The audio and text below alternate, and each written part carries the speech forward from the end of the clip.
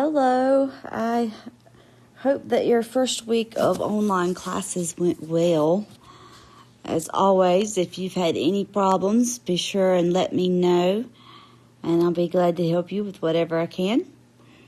Today we're going to look at section 9A and 9B. They're both pretty short, especially 9A, and it's mostly stuff that you've already done before. So 9A is on functions. A function describes how a dependent variable changes with respect to one or more independent variable. When there are only two variables, which is all we're going to look at, they are often summarized as an ordered pair with the independent variable first. So the independent variable, comma, the dependent variable. And we usually call the independent variable x and the dependent variable y. So that's where we get our x, comma, y.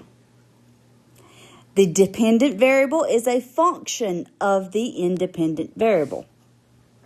So we say y equals f of x. And what this is saying is that the dependent variable is a function of the independent variable. That's where y equals f of x comes from.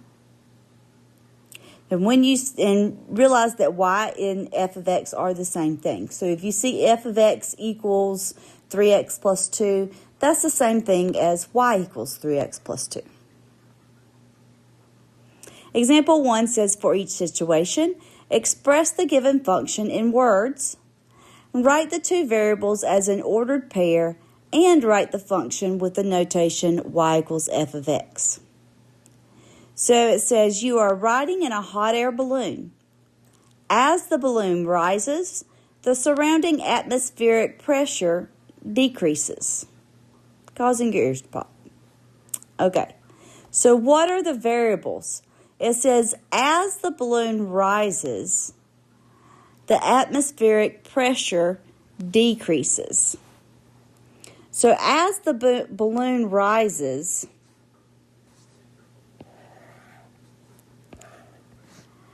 or the height,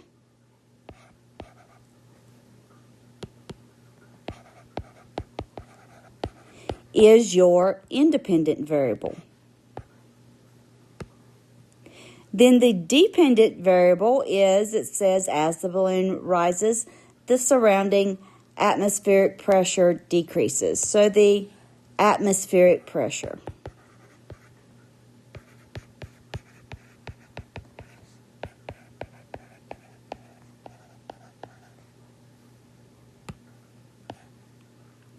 We could also write this as, let's give a variable to height, say h, and atmospheric pressure could be P. So it would be h comma P. Oh. Then it says, write it in the notation y equals f of x. So we're just going to take our y variable, which is P, and say f of our x variable, which is h. And so there we go. P is equal to f of h. For part B, it says you're on a barge headed south down the Mississippi River. You notice that the width of the river changes as you travel southward with the current. So this one's kind of backwards. You've got width and the river's width and the traveling, so we would call that distance. So as we will reread this with the as first. As you travel southwards, the width of the river changes because your as would come first. The width depends on the distance that you have gone, not the other way around.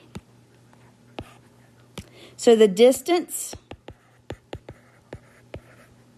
is your independent variable, and the width is your dependent variable. Again, we can write this as d for distance, and we'll use w for width.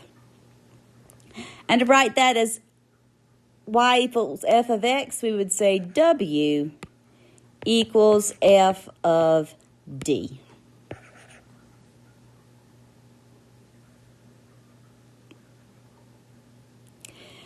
There's several ways you can represent a function. You can use a table, you can draw a picture or a graph, or you can use an equation.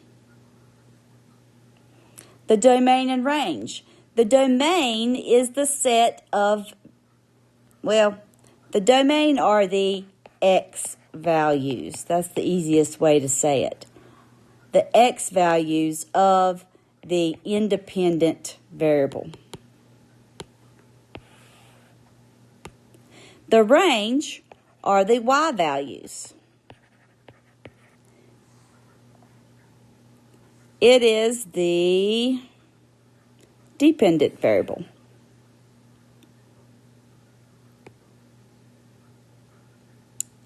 You can read through this using the graphs of functions. You know how to read a graph. You know how to make a graph. But if you need to read through this, pause it, and you can do that. Example 2 says, the following graph represents a function in which the stopping distance is calculated by what speed a person is driving. So first of all, what's the independent and dependent variable?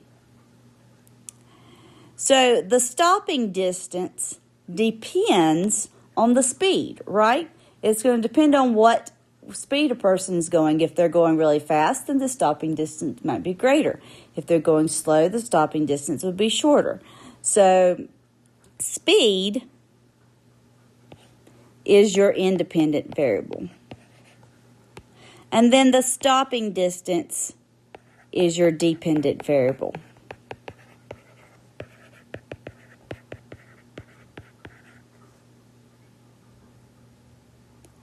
And here's our graph. Notice that the speed, the independent variable, is on the x-axis, and the stopping distance, the dependent variable, is on the y-axis. And it will, as far as we're concerned, be that way. The independent variable's on the x-axis, dependent's on the y. And we got a couple more questions. It says, what's the domain and range? Well, if we go back here, the domain is where the x values start to where they end. So I'm going to guess that's about 0 to 70.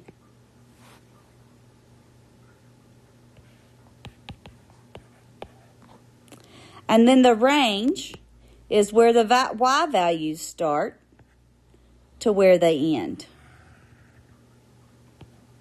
And so that's 0 to, let's say, 302. It's approximate, obviously.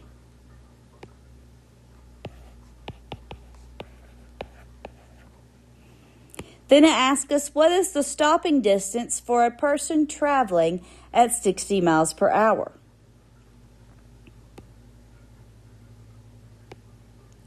So at 60 miles per hour, here we go, the stopping distance is about, let's say, 240 feet.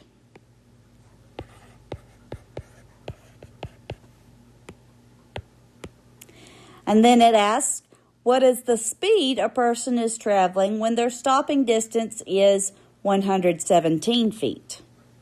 So 117 is somewhere in here. And the speed would have been 40 miles per hour. And that concludes our very short section 9A.